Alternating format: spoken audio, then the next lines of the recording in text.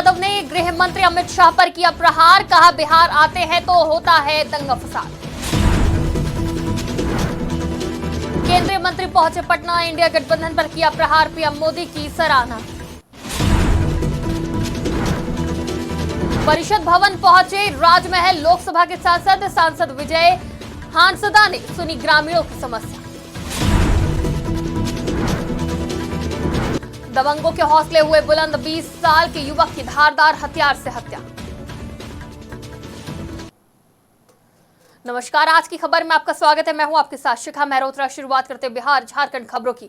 खबर पश्चिम चंपारण बेतिया से है, जहां साठी थाना क्षेत्र के सिंहपुर मठिया चौक से चोरी किए गए लगभग 20 कुंटल लोहे की छड़ के मामले में पुलिस ने प्राथमिकी दर्ज होने के लगभग 10 घंटे के अंदर अभियुक्त सहित चोरी की हुई सामान को बरामद कर लिया है। बता दें कि चोरी की इस मामले में भटौड़ा निवासी छड़ सीमेंट व्यवसायी ने थाने में आवेदन देकर प्राथमिकी दर्ज कराई।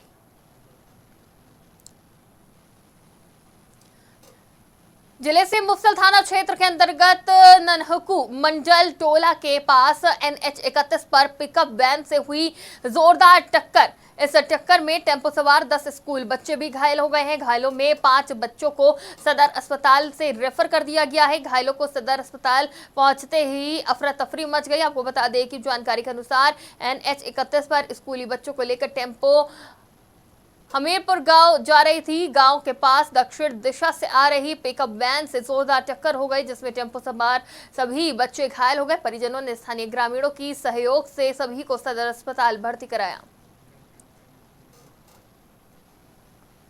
सार्वजनिक गणेश पूजा समिति रेलवे मैदान पाकुड़ में इस साल 25वां रजत जयंती वर्ष मनाया जा रहा है।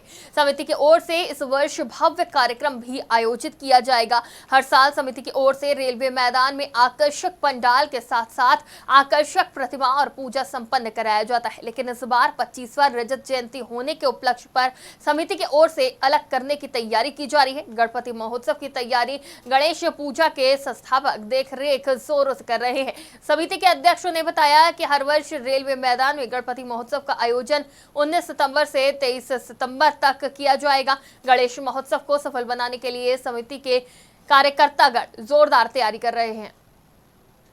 इस वर्ष गणपति महोत्सव का यह 25वां वर्ष है, जिसे गणेश पूजा समिति रेलवे मैदान रजत जयंती वर्ष के रूप में मना रही है। इस रजत जयंती वर्ष को लेकर हमारे कार्यकर्ता जोश खरोश के साथ कार्यों में जुड़े हुए हैं। अभी रेलवे मैदान को भगवा झंडों के साथ सजाया हुआ है।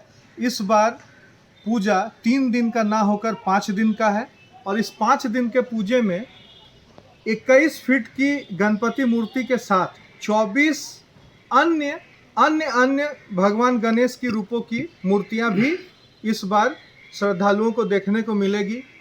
साथ ही कार्यक्रम भी बच्चों का सांस्कृतिक कार्यक्रम के साथ एक सांस्कृतिक संध्या का भी आयोजन किया गया है, जिसमें बाहर के भी कलाकार अपने संगीत का जौहर पाकुड़ के।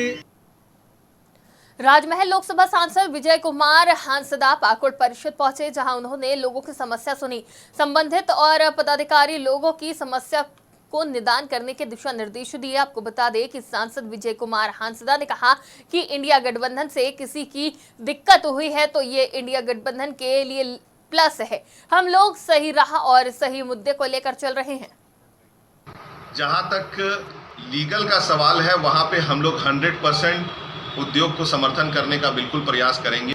इलीगल अगर जो चल रहा है वो ना तो हमारे यहाँ के सरकार को, ना यहाँ के रोजगार को, ना यहाँ के रेवेन्यू को मदद करता है, वो कुछ लोग तक ही सीमित रह जाता है। तो इसलिए मैं कहूँगा कि जो लोग भी कार्य करना चाहते हैं वो लीगल तरीके से आए। CTO मिलने में अगर किन्हीं को दिक्कत हो रही है तो आप हमारे पास आए। अब 5 वर्ष तक का CTO हम लोग दिलवा रहे हैं, ताकि बीच में कहीं कार्य करने में किसी तरह की बाधा ना आए। जो भी आदेश NGT के तरफ से निर्देशित किए गए हैं उसको सबों को अनुपालन करना होगा। तो मैं ये कह सकता हूँ कि सरकार के तरफ से लीगल बिजनेस को बढ़ावा देने में 100% यहाँ के प्रशासन द्वारा भी पूरी तरह से मदद मिलेगा।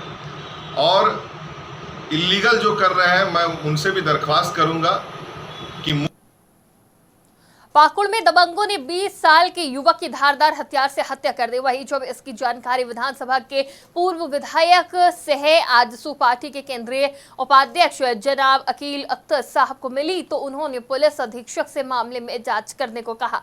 बता दें, पुलिस की तलाशी लेने के बाद भी मुख्य अपराधी पुलिस की पकड़ से बाहर है। वहीं पाकुड़ में शांति बहाल करने के लिए ज्ञापन सौंपा गया और जल्द से जल्द कार्रवाई करने की मांग की गई।